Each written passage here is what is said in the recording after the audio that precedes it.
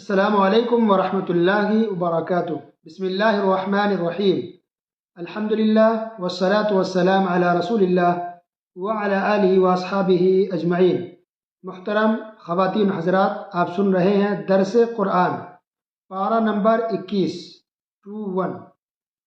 اس پارہ کے اندر سورہ عنکبوت کی آخری کچھ آیات ہیں، اور سورہ روم مکمل ہے، سورہ لقمان مکمل ہے، اور سورہ سجدہ مکمل ہے، اور سورہ احزاب کی ابتدائی کچھ آیات ہیں۔ اللہ سبحانہ وتعالی ارشاد فرماتا ہے: اتل ما اوحی الیک من الکتاب واقم الصلاۃ ان الصلاۃ تنہی عن الفحشاء والمنکر ولذکر اللہ اکبر واللہ یعلم ما تصنعون۔ یعنی جو کتاب آپ کی طرف وحی کی گئی ہے اسے پڑھیے اور نماز قائم کریں، یقیناً نماز بے حیائی سے روکتی ہے، بے شک اللہ تعالیٰ کا ذکر بہت بڑی چیز ہے، اور تم جو کچھ کر رہے ہو اس سے اللہ تعالیٰ خبردار ہے۔ تو کون سی کتاب اتاری گئی اللہ کی طرف سے؟ قرآن مجید۔ تو قرآن مجید کو پڑھنے کا حکم ہے اور نماز قائم کرنے کا حکم ہے۔ نماز قائم کرنا یعنی اچھے طریقے سے سنت طریقے پر نماز ادا کرنا، خشوع کے ساتھ، اس کو کہتے ہیں نماز قائم کرنا۔ ہر نماز کو اس کے وقت پر ادا کرنا، صحیح ڈھنگ سے نماز پڑھنا۔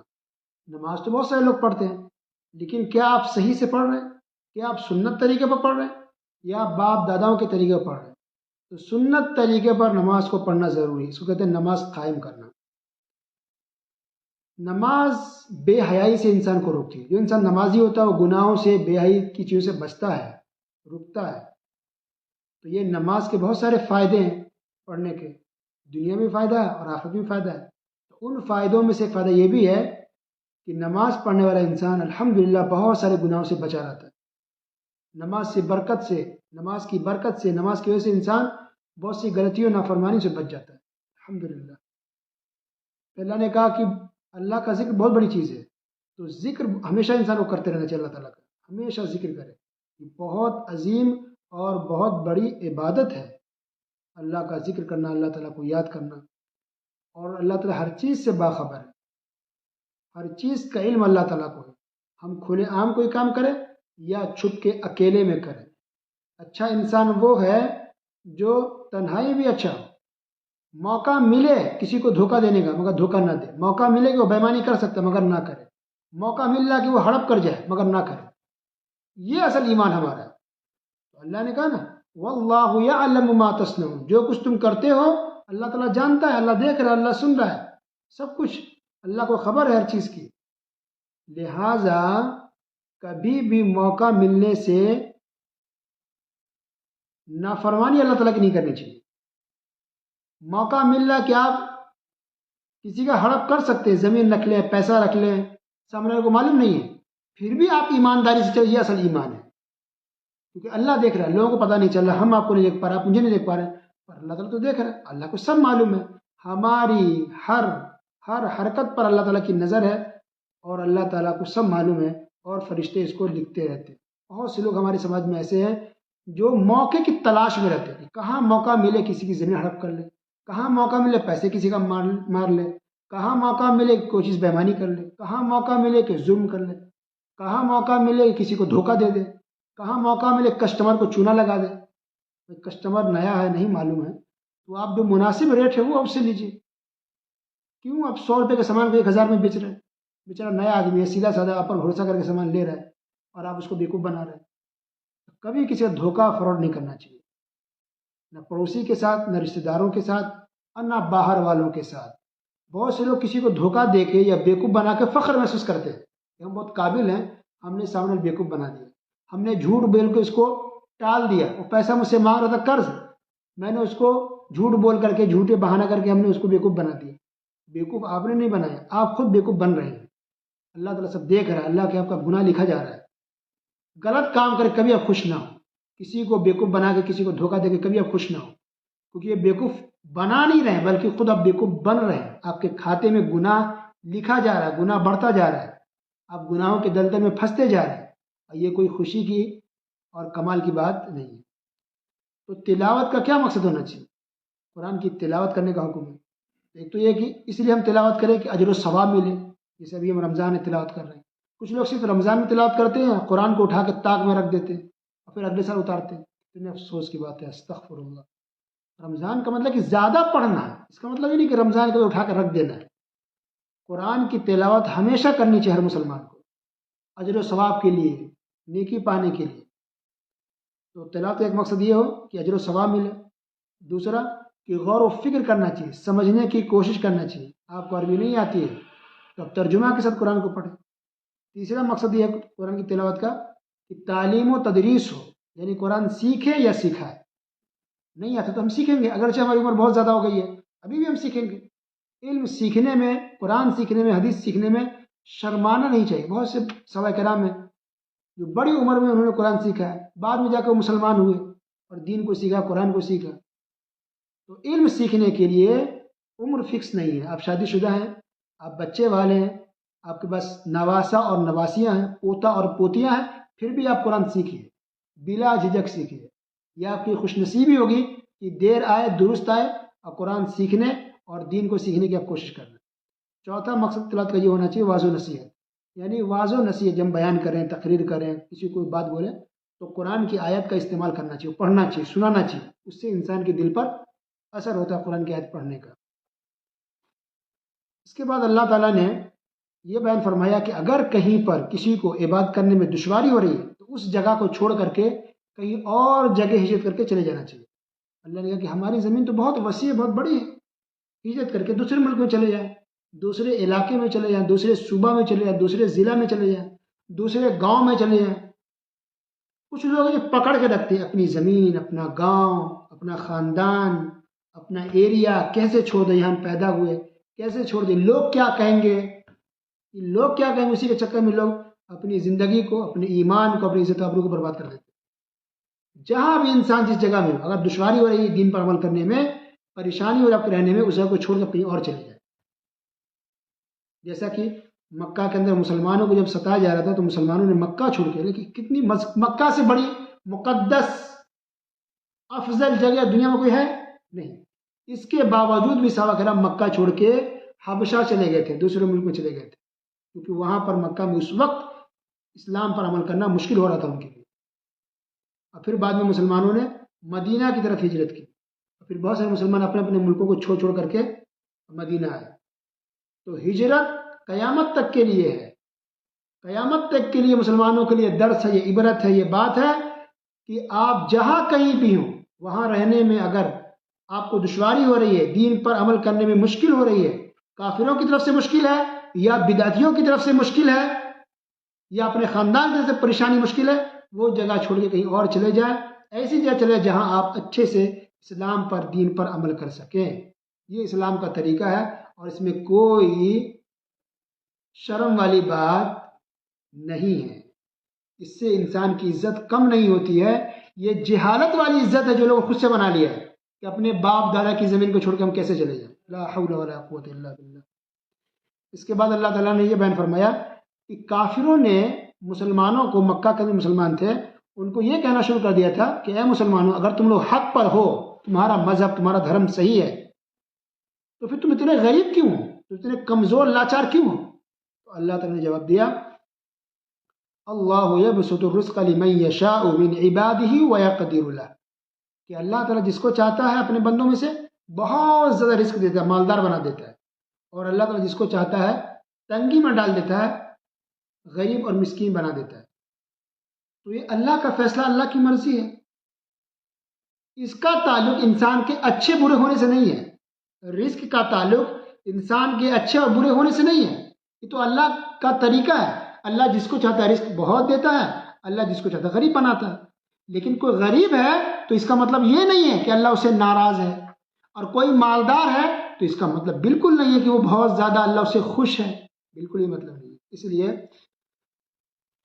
مسند احمد کی روایت ہے، حدیث نمبر 3490، اور شیخ البانی رحمہ اللہ نے اس حدیث کو صحیح قرار دیا ہے. نبی کریم صلی اللہ علیہ وسلم نے ارشاد فرمایا، بہت عظیم حدیث ہے، ہمیشہ یاد رکھیں ذہن میں.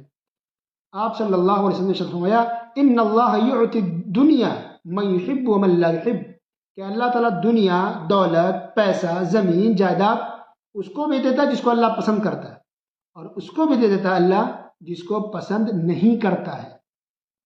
وَلَا يُعْتِ الدِّينَ إِلَّا مَنْ أَحَبَّ، لیکن اللہ تعالیٰ دین اور دینداری صرف اسی کو دیتا ہے جس کو اللہ تعالیٰ پسند کرتا ہے۔ فَمَنْ أَعْطَاهُ اللَّهُ الدِّينَ فَقَدْ أَحَبَّهُ، لہذا اللہ تعالیٰ نے جس کو دین دیا ہے، ایمان دیا ہے، دیندار اور نیک بنایا ہے، تو اس کا مطلب ہے کہ اللہ تعالیٰ اس کو پسند کرتا ہے، اللہ تعالیٰ اس سے محبت کرتا ہے۔ اللہ کلیئر بات ہو گئی؟ تو اب جو لوگ غریب ہیں، مسکین ہیں، پریشان ہیں، بالکل بھی آپ کو پریشان نہیں ہونا، کبھی نہ سوچیں کہ اللہ آپ سے ناراض ہے اور آپ اللہ کے نزدیک گرے ہوئے انسان ہیں، بالکل نہیں۔ اور اگر آپ مالدار ہیں، بہت زیادہ خوشحال ہیں، بنگلے، گاڑیاں سب آپ کے پاس ہے، انکم بہت زیادہ لاکھوں میں ہے، تو کبھی غلط فہمی مت رہی کہ اللہ آپ سے خوش ہے اس لیے اللہ نے آپ کو اتنا دیا، نہیں۔ رزق کا تعلق اس سے نہیں ہے، رزق الگ چیز ہے۔ کتنے کافر ایسے جس کا ملین ہے، ارب پتی کروڑ پتی بنی ہوئی، مالدار ہے، اللہ بڑی بڑی کمپنیاں اس کے پاس ہے، کافر ہے، تو کیا اللہ تعالیٰ سے خوش ہے؟ کبھی نہیں۔ ایک اور حدیث سن لیجیے، بہت اہم ہے، صحیح مسلم حدیث نمبر 2999، 2999 حدیث صحیح ہے، صحیح مسلم کا حدیث ہے۔ نبی کریم صلی اللہ علیہ وسلم نے ارشاد فرمایا عجبا لامر المؤمن ان امر کلہ خیر، کہ مسلمانوں کا معاملہ بھی عجیب ہے، مومن جو ہوتے ہیں مرد و عورت، ہر حال میں اس کے لیے اللہ نے خیر رکھا ہے، بہتری رکھی ہے اور اچھائی رکھی ہے، اور یہ معاملہ صرف مومن کے لیے ہے بس۔ ان اصابت السرا شکر، اگر مومن کو، مسلمان کو تکلیف پہنچتی ہے، پریشانی پہنچتی ہے، اللہ تعالیٰ کا اس کو خوشحالی دیتا ہے، نعمت دیتا ہے، تو وہ مومن اللہ تعالیٰ کا شکریہ ادا کرتا ہے، فکان خیر اللہ، تو اس کے لیے بہتری ہے، ماشاء اللہ۔ وہ ان اصابت ضرہ، لیکن اگر اس کو کوئی مصیبت پہنچتی ہے، پریشانی پہنچتی ہے، دکھ، وہ مصیبت کسی بھی طرح کی ہو سکتی ہے، صبر، تو انسان اس پر صبر کرتا ہے، یہ نہیں کہ ہم مومن ہیں، اللہ پریشانی کیوں دیا ہے، اللہ ہم تو مسلمان ہیں، نماز پڑھتے ہیں، مجھے تنگی میں کیوں ڈالا، میری اولاد کو کیوں وفات دے دیا، میرے ماں باپ کو بیمار کیوں کر دیا، ہم کیوں بیمار ہو گئے، ہمیں بیماری کیوں لگی، نہیں، صبر، وہ صبر کرتا ہے کہ اللہ کا جو فیصلہ ہے، اللہ کے فیصلے سے ہم راضی ہیں۔ ہمارے گھر میں کسی کا انتقال ہو، اللہ کا فیصلہ، ہم راضی ہیں۔ ہم بیمار ہیں، اللہ کے فیصلے سے راضی ہیں۔ ہم غریب ہیں، اللہ کے فیصلے سے ہم راضی ہیں۔ ہم پریشان ہیں، اللہ کے فیصلے سے راضی ہیں، صبر کرتا ہے، وَكَانَ خَيْرًا لَهُ، تو اس کے لیے بہتر ہوتا ہے اور خیر ہوتا ہے۔ تو مومن ہر حال میں خوش رہتا ہے، اللہ کے فیصلے سے راضی رہتا ہے، اور اللہ کی عبادت اور خوب خوب کرتا ہے۔ اللہ خوشی دے تب بھی، اور غم دے، پریشانی دے تب بھی۔ لیکن جس کے دل میں نفاق ہوتا ہے، اس کا یہ عالم ہوتا ہے کہ اللہ نے دولت دی، خوشحالی دی تو خوش، نماز روزہ اچھے سے، تکلیف میں ڈالا تو دین سے دور ہو گئے، کیا فائدہ ہے مسلمان ہو کر کے، اتنی تکلیف میں ہے۔ اس کا مطلب ہے کہ دل میں نفاق ہے، سچا مسلمان نہیں ہے۔ اس کے بعد اللہ تعالیٰ نے دیکھیے عقیدے کی بات بیان فرمائی ہے کہ کافروں کا کیا عقیدہ تھا۔ وَلَئِن سَأَلْتَهُم مَّن نَّزَّلَ مِنَ السَّمَاءِ مَاءً فَأَحْيَا بِهِ الْأَرْضَ مِن بَعْدِ مَوْتِهَا لَيَقُولُنَّ اللَّهُ، کہ اے نبی اگر پوچھیں گے ان کافروں سے، ان مشرکوں سے، کہ آسمان سے بارش کون برساتا ہے اور پھر مرے ہوئے زمین کو بارش کے ذریعے، پانی کے ذریعے کون زندہ کرتا ہے، لَيَقُولُنَّ اللَّهُ، یہ کافر بھی ضرور یہی کہیں گے کہ اللہ، سبحان اللہ۔ تو بارش دیتا ہے اللہ، یہ کافروں کا عقیدہ تھا۔ اور جو ہریالی زمین پر ہوتی ہے، یہ پیڑ پودے، اناج غلے جو ہوتی ہے، کون اگاتا ہے؟ اللہ، یہ کافر مانتے تھے، پھر بھی وہ کافر تھے، کیوں؟ کیونکہ وہ اللہ کے علاوہ غیر اللہ کو بھی پکارتے تھے، غیر اللہ سے بھی دعائیں کرتے تھے، غیر اللہ کو بھی نفع نقصان کا مالک سمجھتے تھے، یہ کافر مشرک ہو گئے۔ اس کے بعد ہے سورہ روم۔ روم کہتے ہیں اس وقت جو نصارہ تھے، عیسائی، جو سیریا اور اس کے آس پاس کے علاقوں میں بسے ہوئے تھے، اس کو روم کہا گیا ہے۔ تو ہوا یوں کہ اس وقت دنیا کے اندر دو سپر پاور ملک تھا، ایک یہ روم کے لوگ جو نصارہ تھے، عیسائی تھے، جو سیریا اس کے آس پاس بسے ہوئے تھے، اور دوسرا سپر پاور تھا ایران کے لوگ جو آگ کے پجاری تھے، جس کو فارس کہا گیا ہے۔ ان دونوں میں ہمیشہ ٹکر ہوتی تھی، کبھی یہ جیتتا، کبھی یہ ہارتا، کبھی یہ ہارتا، کبھی یہ جیتتا۔ اتفاق سے اس وقت روم کے لوگ ہار گئے تھے، ایران کے لوگ جیت گئے، تو مکہ کے کافر بہت خوش ہو گئے۔ تو ابو بکر صدیق رضی اللہ تعالیٰ عنہ نے شرط لگائی تھی ابو جہل سے کہ یہ روم کے لوگ جیت جائیں گے، فتح پائیں گے۔ اللہ تعالیٰ نے بیان فرما دیا، سورہ روم یہ نازل فرمائی، اسی تعلق سے روم ہے. تو اللہ تعالیٰ نے کہا کہ اگرچہ یہ روم کے لوگ ہار گئے ہیں فی الحال، لیکن چند سالوں میں یہ پھر سے جیت جائیں گے، پاور میں آ جائیں گے. تو ابوبکر صدیق رضی اللہ تعالیٰ نے شرط لگا لی ابو جہل سے کہ یہ روم کے لوگ جیتیں گے 5 سال کے اندر. تو اللہ کے رسول صلی اللہ علیہ وسلم نے کہا کہ نہیں، 5 سال یہ کم ہے. اللہ نے بدع سنین کہا ہے، چند سال. تو یہ جو بدع ہے لفظ ہے، یہ 9 سال تک کا ہوتا ہے، 3 سے 9 سال تک یا 10 سال تک اس طرح ہوتا ہے. تو آپ تھوڑا بڑھا لیں. تو کچھ سال اور بڑھا لیے شرط میں ابو جہل سے. اور دیکھیے 7 سال کے بعد یہ روم کے لوگ جیت گئے. حالانکہ اس وقت کسی کو تصور بھی نہیں تھا کہ پھر دوبارہ جیت جائیں گے. پاور میں آ گئے تھے یہ آگ کے پجائی ایران کے لوگ، فارس کے لوگ. لیکن اللہ نے کہا کہ چند سال میں جیتیں گے، اور جیت بھی گئے. صرف 7 سال کے اندر جیت گئے، دوبارہ پاور میں غلبہ میں آ گئے. اور اس طرح سے ابوبکر صدیق رضی اللہ عنہ رشوت لگائی تھی بھی جیت گئے. یعنی وعدہ تھا اور سبحان اللہ پورا کر دیا. اور کافر پھر غم میں چلے گئے اور مسلمانوں کو خوشی ہوئی. تو اس واقعے سے بھی پتہ چلتا ہے کہ قرآن سچی کتاب ہے اللہ کی طرف سے. حالانکہ اس وقت پاور میں آیا ہی تھا یہ آگ کے پجاری ایرانی لوگ، اور اللہ نے کہا کہ چند سالوں میں یہ ہاریں گے، اور دیکھیے لوگ ہار بھی گئے. تو قرآن یہ سچی کتاب ہے، اللہ کی اس پہ نازل کردہ ہے. نان مسلموں کو، کافروں کو اس پر سوچنا چاہیے. اس کے اندر اللہ تعالیٰ نے سفارش کا بھی ذکر کیا ہے. وَلَمْ يَكُنْ لَهُم مِّن شُرَكَائِهِمْ شُفَعَاءُ وَكَانُوا بِشُرَكَائِهِمْ كَافِرِينَ. اللہ نے کہا کہ ان کے لیے جو شریک ہے، جن کو لوگ غیر اللہ کو پکارتے ہیں سفارشی بنا کے کہ ہماری سفارش ہے، ہماری بات کو اللہ تک پہنچائیں گے، یہ ہماری بخشش کروا دیں گے، تو ایسا نہیں ہوگا. کوئی بھی سامنے قیامت کے دن آگے نہیں آئے گا. بلکہ اپنی شرکت کا بھی لوگ انکار کرتے ہیں کہ نہیں، ہم نے تو اس کو کبھی نہیں کہا تھا کہ تم مجھے پکارو. لا حول ولا قوت الا باللہ. لہذا بدعتیوں کو سوچنا چاہیے کہ اولیاء کے بارے میں سوچ کے رکھے ہیں کہ ہماری سفارش کر دیں گے، گناہوں کی بخشش کروا دیں گے، یا ہم ان کے درگاہوں مزار پہ اس لیے جاتے ہیں کیونکہ ہماری بات کو اللہ تک پہنچائیں گے. یہ کافروں کا عقیدہ تھا، کافروں کا طریقہ تھا. قرآن میں اللہ نے اس بات کو کئی جگہ کھول کھول کے بیان کی. سبحان اللہ. پھر اللہ نے آگے بیان فرمایا فسبحان اللہ حین تمسون وحین تصبحون.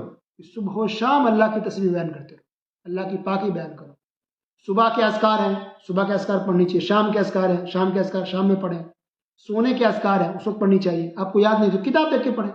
حسن المسلم دعا کی کتاب چھوٹی سی ہے، خرید لیجئے، یا پلے اسٹور سے ڈاؤن لوڈ کر لیں. اردو میں، ہندی میں، انگلش میں موجود ہے، ہر زبان میں.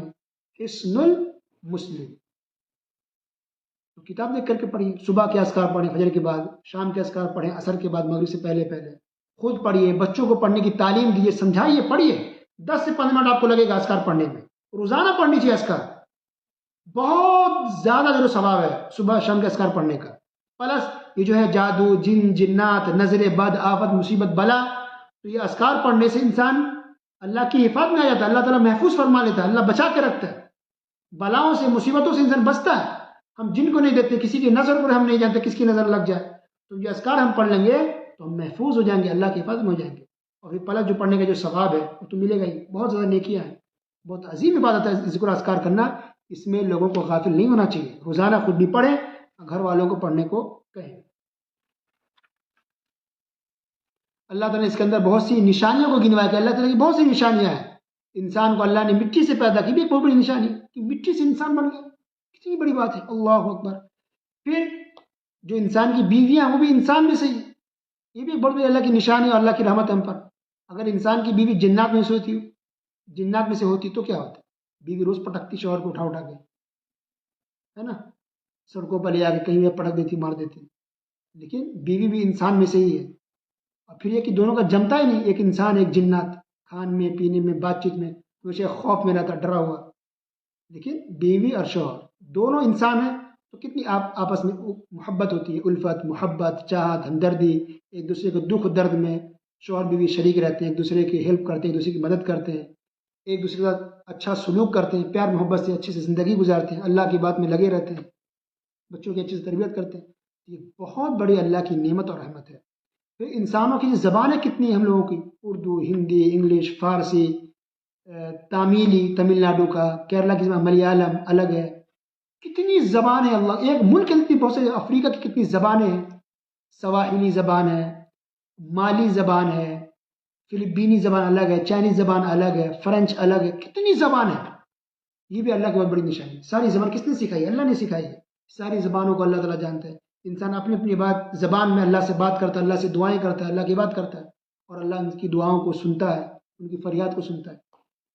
انسانوں کے رنگ الگ الگ ہیں، شکل الگ الگ ہے. اللہ تو وہی ایک ہے نا. اسی ایک اللہ نے دیکھیں انسانوں کو کتنے رنگوں میں، کتنی شکلوں میں، الگ الگ صورت میں، ہائٹ میں اللہ نے پیدا کیا. کسی کی ہائٹ کم ہے، کسی کی زیادہ، کوئی موٹا ہے، کوئی پتلا ہے.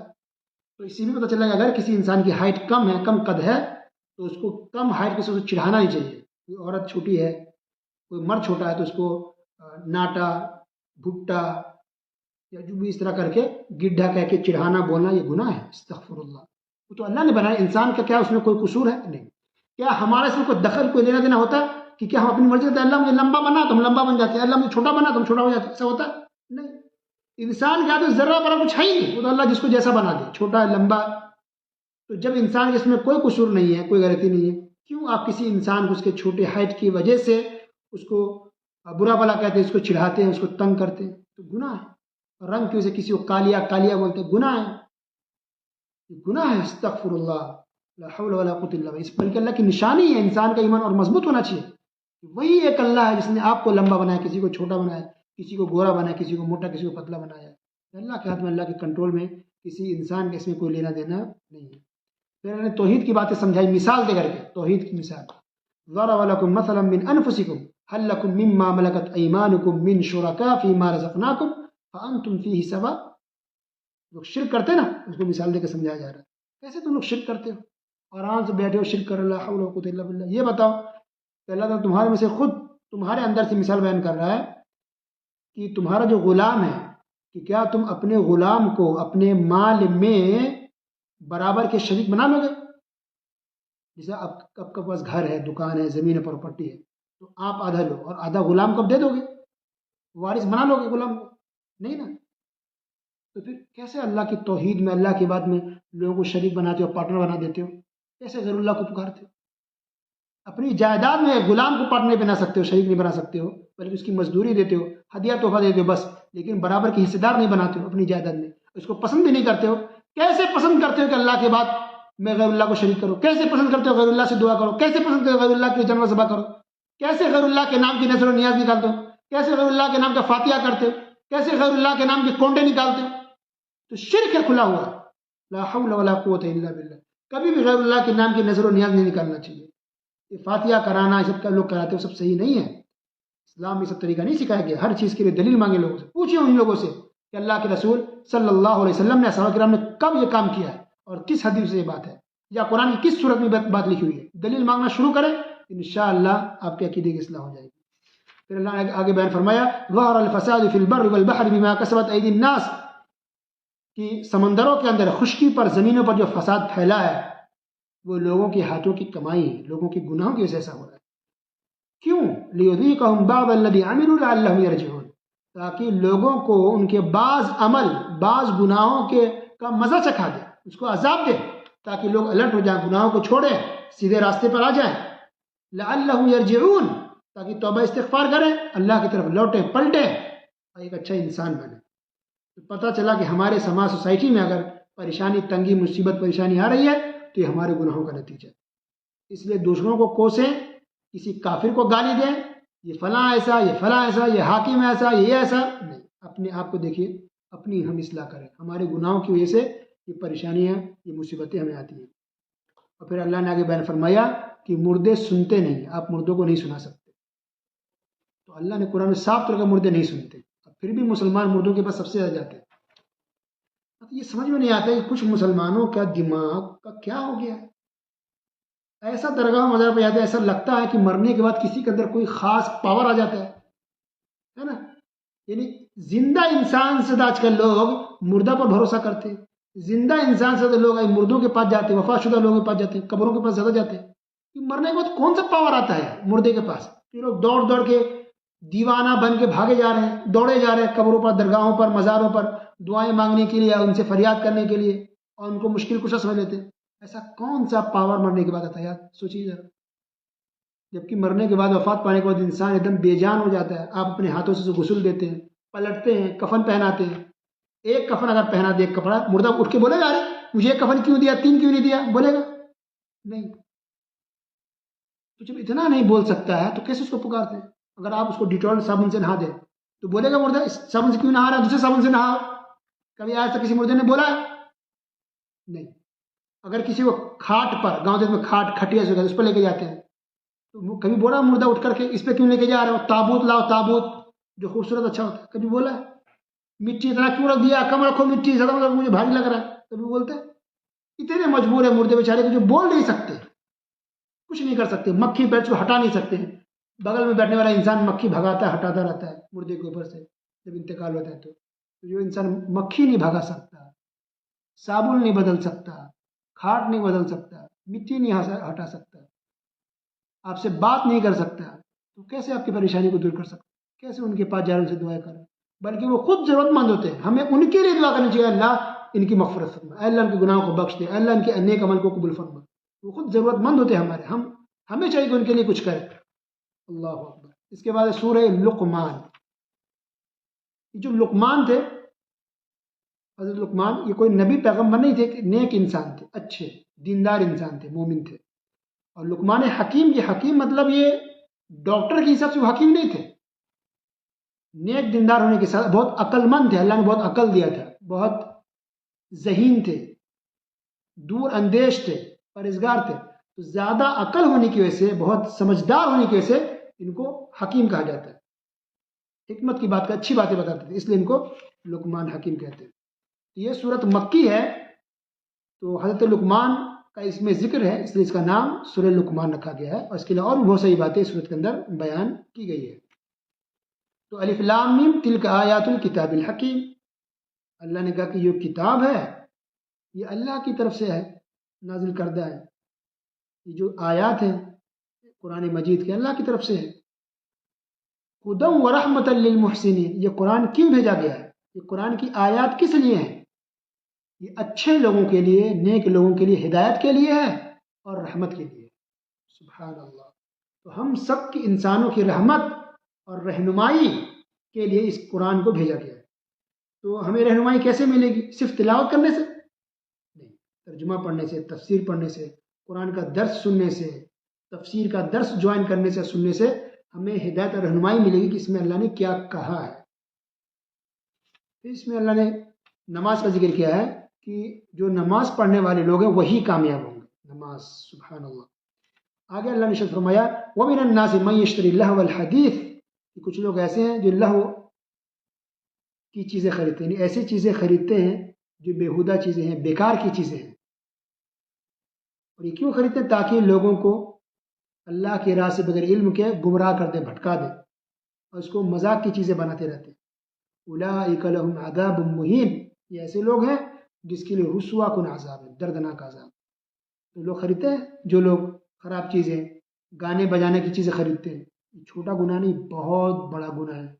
یہ گانا بجانا، فلم، ڈرامہ، سیریل، اس طرح کی چیزیں انسان خریدے، یا ایسا کوئی سامان ہے جس کے سے وہ چیز چلا سکے۔ کچھ لوگ ریچارج کراتے ہیں نا، تاکہ سیریل دیکھیں، تاکہ فلم دیکھیں، تاکہ ڈرامہ دیکھیں۔ پیسہ لگانے والا بھی گنہگار ہوگا، یہ چلے جانے والا بھی گنہگار ہوگا۔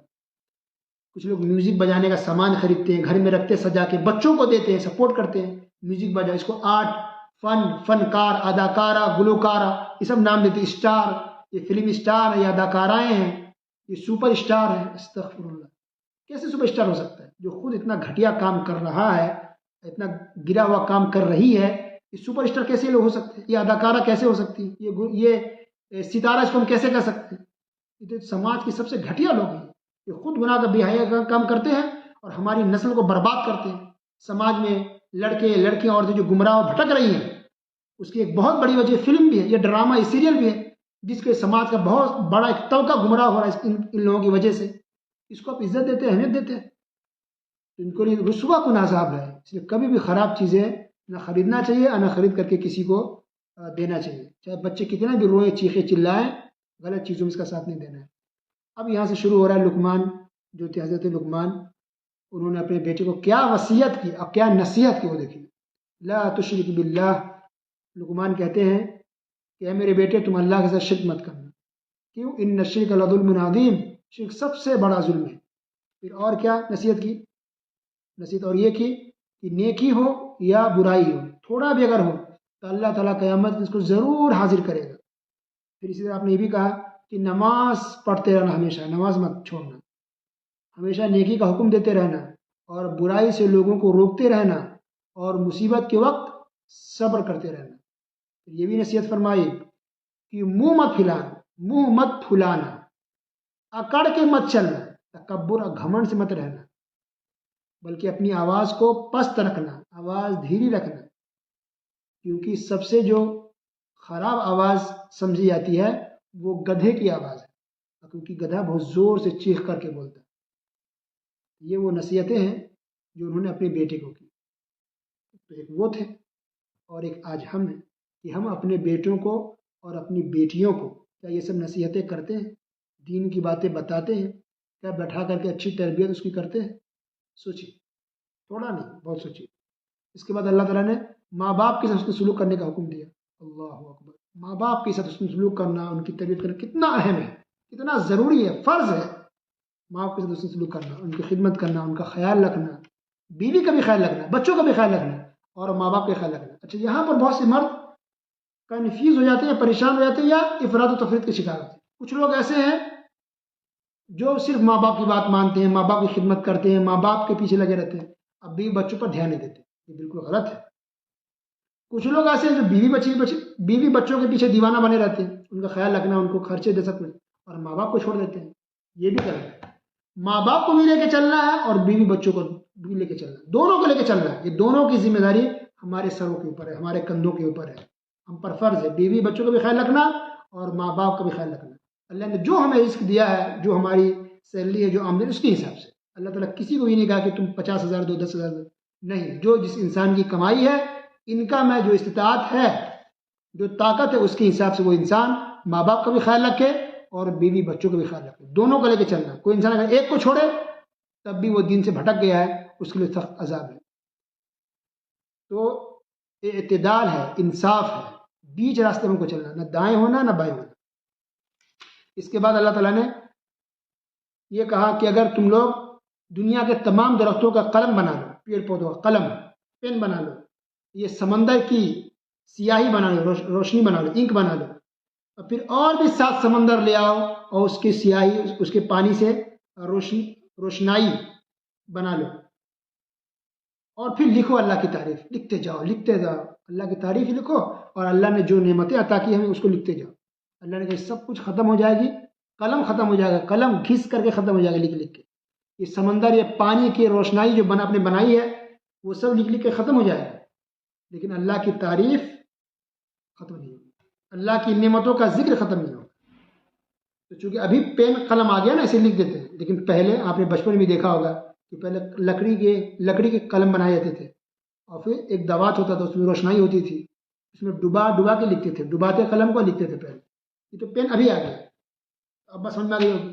تو اس طرح آپ پین بنا لیں اور روشنائی لگائیں اور لکھتے جائیے، آپ روشنائی سے ختم، قلم ختم ہو جائے گا، لیکن اللہ کی تعریف ختم ہوگی۔ اللہ اکبر!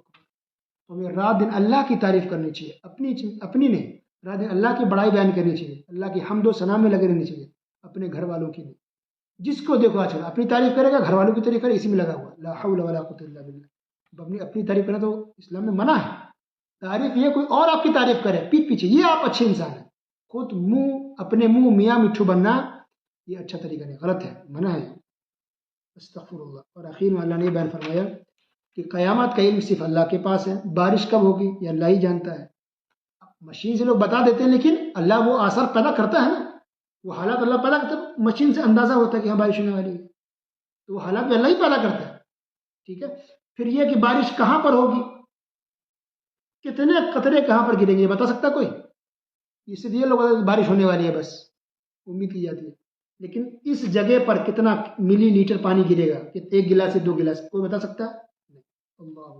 تو اللہ کا چیلنج ہمیشہ کے لیے باقی ہے۔ جو مشینیں ہوتی ہیں یہ بتاتی کسی چیز کے بارے میں، تو اللہ ایسے حالات لاتا ہے، اس کا ایک اندازہ مشین کرتی ہے، وہ اللہ نے جو سسٹم کر دیتا ہے، جو حالات بنا دیتا ہے، بارش کے ہوں یا دھوپ کے ہوں یا کوئی اور موسم کے ہوں، تو اس حساب سے مشین اسی میں سے ریسرچ کر کے ایک اندازہ دیتی ہے بس۔ لیکن اللہ اگر کوئی سمبل نہ دے، کوئی سائن نہ دے، کوئی نشانی اگر نہ بتائے، تو مشین کی طاقت نہیں کہ بتا دے، ٹھیک ہے۔ ماں کے پیٹ میں کیا ہے نہیں بتا سکتا، مشین سے یہ پتا چلتا ہے نا کہ چلو بیٹا ہے بیٹی ہے، اچھا یہ بھی کب پتا چلتا ہے؟ جب روح پھونک دی جاتی ہے تب، رائٹ. کسی عورت کو بچہ ٹھہرا ہے اور ابھی 2 ہفتے کا ہی بچہ ہے, کوئی بتا دے ڈاکٹر کہ یہ بیٹا ہے بیٹی ہے, بتا سکتا ہے؟ نہیں. وہ تو تیار ہو جاتا تب بولتے ہیں اچھا یہ لڑکا ہے لڑکی ہے. تو ماں کے پیٹ میں کیا ہے وہ اللہ ہی جانتا ہے. اور پھر اس کا مطلب اور بہت کچھ ہے, صرف لڑکا لڑکی ہی نہیں, اور بھی کچھ ہے کہ اچھا بنے ہوگا یا نیک ہوگا یا برا ہوگا, کیا ہوگا انجام, سب کچھ صرف اللہ جانتا, کوئی نہیں جانتا. کل کیا انسان کمائے گا ہمیں نہیں معلوم, اللہ کو معلوم ہے. کون انسان کہاں پر مرے گا یہ صرف اللہ جانتا. کتنے ایسے ہیں جو بیچارے ایکسیڈنٹ میں وفات پا جاتے ہیں, کار ایکسیڈنٹ ہو جاتا ہے, ڈوب کے مر جاتے ہیں, جل جاتے ہیں. اللہ اکبر. کسی کو پتا نہیں. کوئی انسان تو ملک کو چلا تھا گھومنے کے لیے, عمرہ کرنے کے لیے آیا, وفات پا گیا, حج کرنے آیا, وفات پا گیا, کیونکہ اس کی موت وہی لکھی تھی. تو لوگ کہتے ہیں وہاں کیوں گیا, نہیں تو وفات نہیں پاتا. غلط بات ہے. جس کی موت جہاں لکھی جاتی ہے اس جگہ میں انسان پہنچ جاتا ہے کسی نہ کسی بہانے, رشتے داروں سے ملنے یا کمانے کے لیے یا کسی اور کام کے لیے, دعوت و تبلیغ کے لیے ہو یا کسی اچھے کام کے لیے ہو, انسان وہاں پہنچ جاتا ہے اور اس کی وفات وہاں ہو جاتی ہے. ایسا نہیں کرتا تو ویسا ہوتا, ویسا نہیں کرتا تو ایسا ہوتا, اسے بولنے کی کوئی ضرورت نہیں. بس کہ الحمدللہ الحمدللہ اسلام پر ایمان پر وفات ہو گیا, انسان دنیا سے مومن ہو کر کے مسلمان ہو کے مرا ہے, یہ بڑی بات ہے. ایسا ہوتا ویسا ہوتا, ایسا کہنے سے کچھ نہیں ہوتا. اس کے بعد سورہ سجدہ, یہ بھی مکی صورت ہے. اس کا قرآن میں اللہ نے یہ بیان فرمایا کہ یہ قرآن ہے, اس کو اللہ نے نازل کیا ہے. اللہ کی طرف سے یہ قرآن, یہ کتاب نازل کرتا ہے. اللہ اکبر. کسی انسان کا اس میں کوئی دخل لینا دینا نہیں ہے. یہ پوری کتاب سورہ فاتحہ سے لے کر سورہ ناس تک یہ اللہ نے اتارا, اللہ نے نازل کیا ہے. پھر اللہ نے یہ کہا کہ اللہ تعالیٰ 7ویں آسمان کے اوپر عرش پر ہے, ہر جگہ اللہ نہیں ہے. اللہ تعالیٰ 7ویں آسمان کے اوپر عرش پر ہے. پھر اللہ نے یہ بیان فرمایا کہ انسان کو معمولی قطرے سے پیدا کیا گیا, مٹی سے پیدا کیا, پھر معمولی قطرے سے انسان کو پیدا کیا گیا. پھر اس میں روح پھونکا تھا, اللہ روح پھونک کر کے کتنے اچھی شکل میں اللہ تعالیٰ انسان کو بنا دیتا ہے. قلیلا ما تشکرون. اس کے باوجود بھی بہت کم لوگ اللہ تعالیٰ کا شکریہ ادا کرتے ہیں. یعنی ہماری اوقات اور آپ کی اوقات کیا ہے کہ ہم ایک معمولی قطرے سے بنائے گئے ہیں بس. تو آج ہم جب انسان کی شکل میں اللہ نے بنا دیا ہے اور دنیا میں بھیجا ہے اور اتنی نعمتیں دی, تو ہمیں اللہ کا شکر ادا کرنا چاہیے اور نیک بننا چاہیے. تکبر نہیں, گھمنڈ نہیں, ناشکری نہیں. رات دن اللہ سے قریب ہوں, کیونکہ یہ سب کچھ آنکھ, دانت, یہ پیر, ہاتھ, زبان, دل, پھیپڑا, یہ گھر, یہ جائیداد اور یہ روزی روٹی, یہ سب کچھ یہ اللہ کا عطا کیا.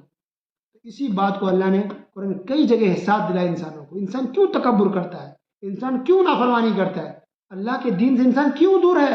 اللہ تو کہتا ہے کہ ہم نے تم کو تو ایک معمولی قطرے سے بنایا ہے اور اتنی اچھی شکل دی ہے, یہ پورا جسم, پورا ڈھانچہ بنا کے اتنے اچھے انداز میں ہم نے پیدا کر دیا, تم کو دنیا میں بھیجا ہے. تو تمہیں تو میری بات کرنی چاہیے, پھر ناشکری یا نافرمانی کیوں کرتے. اللہ اکبر. پھر اس کے اندر اس سجدے والی آیت بھی ہے اس صورت کے اندر.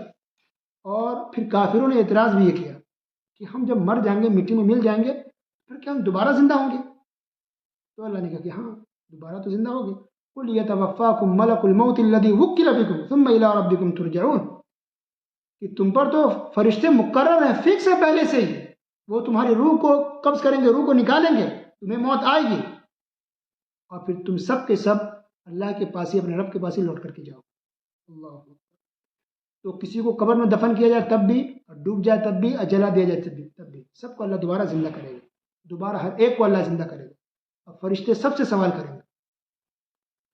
پھر اللہ نے آگے بیان فرمایا تہجد پڑھنے والوں کی اللہ تعریف کی ہے, اور اللہ نے کہا کہ جو مسلمان مومن ہوتے ہیں وہ اپنے رب کی عبادت کرتے ہیں خوف کے ساتھ اور امید کے ساتھ. اللہ کا ڈر اور عذاب کا خوف بھی ہوتا ہے, اور ثواب کی, اجر کی اور نعمت کی لالچ اور امید بھی ہوتی ہے. اس طرح سے اللہ کی بات کرتے رہتے ہیں مومن. تو تہجد پڑھنے کی بہت زیادہ فضیلت ہے. پھر اللہ نے آگے بیان فرمایا فلا تعلم نفس ما اخفي لهم من قرة اعين جزاء بما كانوا يعملون. کہ کسی نفس کو, کسی کو نہیں معلوم کہ اللہ تعالیٰ نے ان کی آنکھوں کی ٹھنڈک کس چیز کے اندر ہے, اور اللہ نے آنکھوں کی ٹھنڈک کی چیزیں چھپا رکھی ہے. کیا چھپا رکھی ہے, کیا بنا رکھا ہے اللہ نے, کہ کسی کو معلوم نہیں. اور نیک عمل کرنے کا اللہ تعالیٰ اجر و ثواب اور اس کا بدلہ دے گا. یعنی اس سے مراد جنت ہے. جو مومن مرد عورت ہے اچھے اچھے کام کرتے ہیں تو اللہ نے ایسی نعمت تیار کر رکھی ہے جنت کے اندر کہ اس سے ہمیں آنکھوں کو ٹھنڈک ملے گی, سکون ملے گا. اللہ نے چھپا کے رکھا ہے, پورا سرپرائز رکھا ہے. ایسی چیزیں, کچھ چیزوں کا ذکر ہے نا قرآن میں, حدیث میں, جنت ایسی ہوئی, لیکن بہت سی ایسی چیزیں بھی ہیں جس کا ہمیں ابھی بتایا نہیں گیا ہے. جب ہم جنت میں داخل ہوں گے تب پر جگہ اللہ نے ہمارے لیے کیا کیا بنایا ہے. اللہ سبحان اللہ.